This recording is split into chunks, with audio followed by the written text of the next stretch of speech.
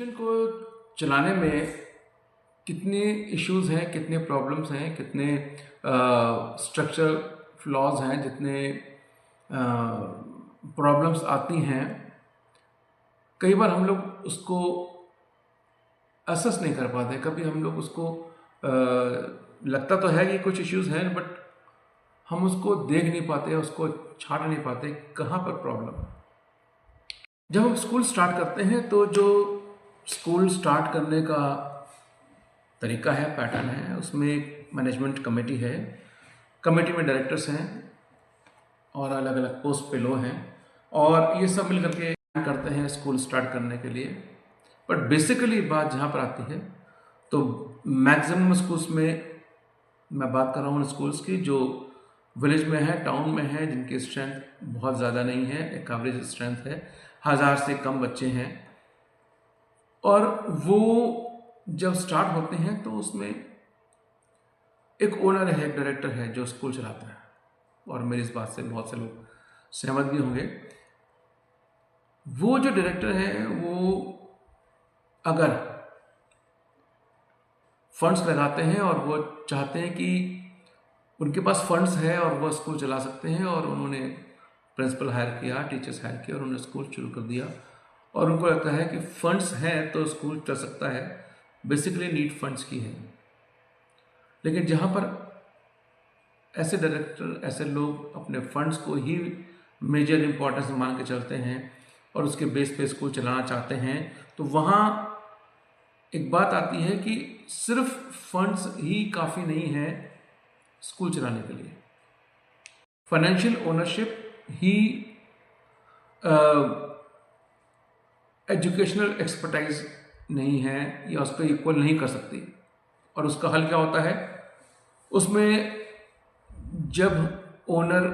Funds को लेकर ही चल रहा है, उसकी प्रायोरिटी को लेकर चल रहा है, तो वहाँ टीचर भी कंफ्यूज हैं, प्रिंसिपल भी कंफ्यूज हैं, और उसके बाद फिर पेरेंट्स भी कंफ्यूज होंगे, बच्चे भी कंफ्यूज होंगे, और वहाँ प्रॉपर जो एजुकेशन का मतलब है वो नहीं हो पाएगा। तो सिर्फ फंड्स को मान लेना कि फंड्स हैं तो सब चीज़ें आ सकती हैं। बहुत से स्कूल्स में ये हुआ है कि अब फंड्स हैं तो हम बिल्डिंग भी खड़ी कर लेंगे, फंड्स हैं तो हम प्रिंसिपल भी ले लेंगे, टीचर भी ले लेंगे, लेकिन हम फंड्स को अगर हम प्रायोरिटी बेस पर रखते हैं तो फिर हमारे लिए सेकेंडरी हो जाते हैं टीचर्स और प्रिंसिपल। बहुत से लोग मेरी इस बात से एग्री नहीं करेंगे और वो कहेंगे नहीं, हम टीचर भी अच्छे लगते हैं, हम प्रिंसिपल भी अच्छे लगते हैं। लेकिन मेरा बात कहने का ये है कि हम जहाँ सिर्फ फंड्स को ही प्रायोरिटी दे रहे हैं, हम टीचर पे उतना ध्यान नहीं दे पा रहे, हम प्रिंसिपल पे उतना ध्यान नहीं दे पा रहे। दूसरा केस आता है जहाँ पर डायरेक्टर है जिसने पहले काम कर रखा है, जॉब किया है, टीचिंग लाइन में रहे, और उनको लगा भाई कि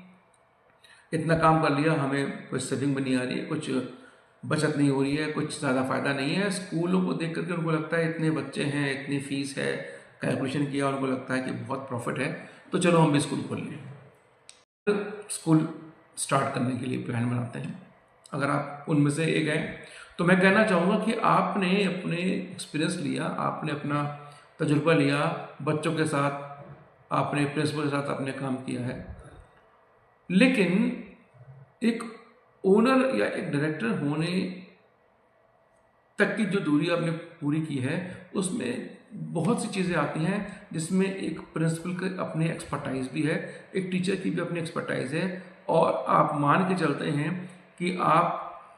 जिस क्लास में, जिस साल में आपने बच्चे को पढ़ाया, हर बच्चा अपने आप में अलग रहा और हर बच्चे के अपने चैलेंजेस हैं, हर टीचर के अपने चैलेंजेस हैं।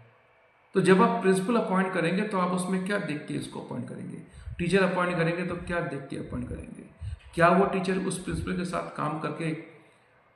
कंफर्टेबल होगा, या वो प्रिंसिपल उन टीचर्स के साथ काम करके कंफर्टेबल होगा, या आपके साथ काम करके हर एक आदमी, हर एक इंसान कंफर्टेबल होगा?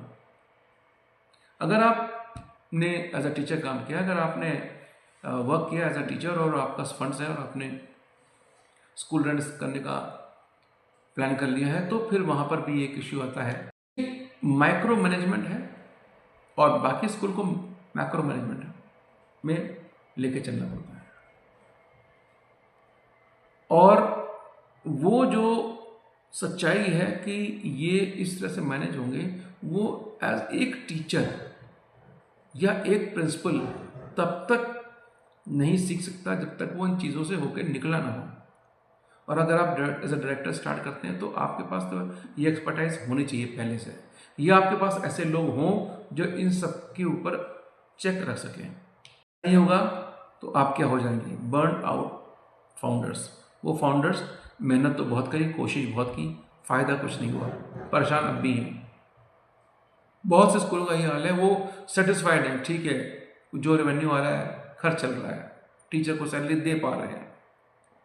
बच्चे पढ़ के पास हो रहे हैं, याद करा के पास करा दिया, नंबर आ गए, पेरेंट्स खुश हो गए हैं, बट एजुकेशन का पर्पस सॉल्व नहीं हो रहा। वो कब सॉल्व होगा, जब आपके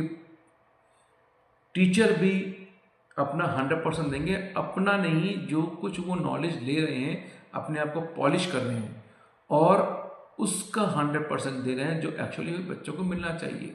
सेकेंड थिंग, वो प्रिंसिपल अपना 100% दे पा रहा है जो अपनी सभी एक्सपर्टाइज लेकर के, प्लस उसको जो जो सिचुएशन के हिसाब से नॉलेज होनी चाहिए, एक्सपीरियंस होना चाहिए, उन सबको यूज़ करके वो अपना 100% दे रहा है, टीचर के साथ कोऑर्डिनेट कर रहा है, उनको मोटिवेट भी कर रहा है, उनको गाइड भी कर रहा है। टीचर भी बच्चों के साथ उस तरह से बिहेव कर रहे हैं, बच्चों के बिहेवियर को समझ रहे हैं, उसके हिसाब से उनको पढ़ा रहे हैं, उनको नॉलेज दे रहे हैं, उनको इस लायक बना रहे हैं कि वो इंडिपेंडेंट, वो सेल्फ स्टडी कर सकें। और ये जब सारे एलिमेंट्स मिलते हैं तो उनको मैनेज करने के लिए क्या आप डायरेक्टर के पास वो कैपेबिलिटी, कैपेसिटी, वो आपके एक्सपर्टाइज है इन चीज़ों को मैनेज करने के लिए? अगर है तो आप रेडी हैं, आप स्टार्ट कर सकते हैं। अगर नहीं है तो आपको ये डेवलप करना पड़ेगा, आपको समझना आना चाहिए बिना किसी के बोले कि कहाँ क्या चल रहा है और कहाँ क्या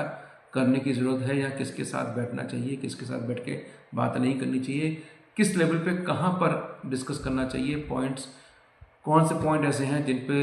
सोचने या देखने या संभालने की ज़रूरत है। आपके पास फंड्स भी हैं, आप को नॉलेज भी है एज अ टीचर या एज अ प्रिंसिपल, और आप सोचते हैं आप स्कूल चला सकते हैं, तो उसमें फिर हम डिपेंड कहाँ होते हैं, हम डिपेंड करते हैं टीचर और प्रिंसिपल पे।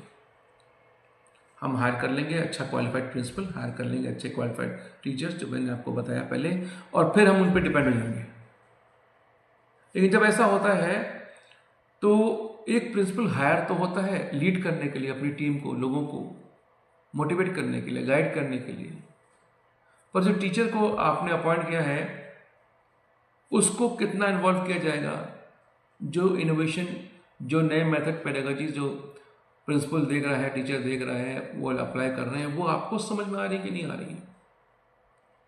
ये चीज़ें कैसे मैनेज होंगी? और इसका रिजल्ट क्या होता है कि जब ये माहौल नहीं होता तो अच्छे एडमिनिस्ट्रेटर्स, अच्छे प्रिंसिपल्स, अच्छे टीचर्स जॉब छोड़ देते हैं, वो दूसरे बेटर ऑप्शन की तरफ निकल जाते हैं, बेटर प्रॉस्पेक्ट की तरफ निकल जाते हैं। और जब एक अच्छा प्रिंसिपल टीचर निकल गया वो जल्दी वापस नहीं आता। तो अच्छे टीचर को रिटेन करना, अच्छे प्रिंसिपल को रिटेन करना और अच्छे पेरेंट्स को भी रिटेन करना ईजी नहीं है। और ये सब समझ, ये सब जानकारी या ये सब बातें एक वो डायरेक्टर जो अपने आप में इस एक्सपर्टाइज को लेकर चल रहा हो वो मैनेज कर सकता है। कुल मिला के मेरा कहने का मतलब ये है कि सिर्फ फंड्स होने से और सिर्फ ऐसा होने से कि हमें पढ़ाना आता है, हमें कंट्रोल करना आता है, हम स्कूल चला लेंगे, क्या है, एक बिल्डिंग है, टीचर्स हैं, प्रिंसिपल हैं, बच्चे हैं, एक्टिविटीज़ हैं, पढ़ाना है, बच्चों को याद कराना है, बच्चों को पास कराना है, अगर यही है, we are not serving the purpose of education. हम एजुकेशन का पर्पज़ सर्व नहीं कर रहे हैं और उसमें वो प्रिंसिपल की ग्रोथ नहीं है, उस टीचर की ग्रोथ नहीं है, और जब इनकी ग्रोथ नहीं है तो फिर स्कूल की ग्रोथ भी नहीं है, क्योंकि रोज़ नई नई इश्यूज, नई नई प्रॉब्लम्स आती हैं, उनको फेस और सॉल्व करने के लिए वो एक एक्सपर्टाइज ही होनी चाहिए टीचर के पास, प्रिंसिपल के पास, और उनको समझने के लिए एक डायरेक्टर के पास भी वो समझ होनी चाहिए। और मैं आपसे ये बात क्यों कह रहा हूँ, मैं वीडियो पे ये बात क्यों कर रहा हूँ, मैं ये बताना चाह रहा हूँ कि एक्चुअली एक मैनेजमेंट कमेटी है, एक ट्रस्ट है जो स्कूल चला रहा है, लेकिन जो मैनेजमेंट कमेटी है, जो वर्किंग कमेटी है, उसमें हम मेंबर्स कौन से लेते हैं? हमें मेंबर्स वो लेने हैं जो टेक्निकली, जो स्ट्रेटेजिकली एजुकेशन के बारे में, स्कूल के बारे में सोच सकें। एक डायरेक्टर जो मेन आपका बैकबोन है उस कमेटी की, उस स्कूल की, वो खुद इतना एक्सपर्ट हो, वो खुद इतना समझदार हो, जो इन चीज़ों को असेस कर सके और उसके लिए काम कर सके।